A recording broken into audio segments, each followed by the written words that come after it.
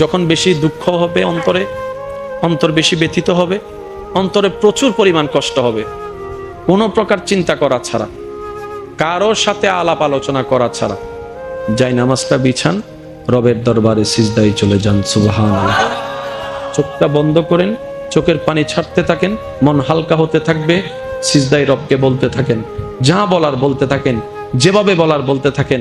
মনে রাখবেন, আপনার সেই মনের বেতার ভাষা হতে পারে আপনার রক্ত বুঝবে না, আপনার ভালোবাসার মানুষ বুঝবে না, আপনার প্রিয় মানুষ বুঝবে না, কিন্তু আপনি যেভাবেই বলেন না কেন, আপনার প্রত্যেকটা শব্দ আপনার রব্বুল আলামিন বুঝবে। সুবহানাল্লাহ। আপনি যখন ওনাকে দুঃখের কথা বলবেন, উনি আপনার দুঃখটাকে হালকা করে দিবে। সেই দুঃখের খবর প্রকাশ করে আপনাকে কখনো বেইজ্জত করবে না। আর আপনি যখন সুখের খবর পেয়ে রবের দরবারে সিজদায় চলে যাবেন, তখন আল্লাহ তাআলা খুশি হয়ে আপনার সুখটাকে আরো বাড়ায় দিবে। লা ইন শাকারতুম লা আযীদান্নাকুম আয়াতের উপর আমল হয়ে যাবে।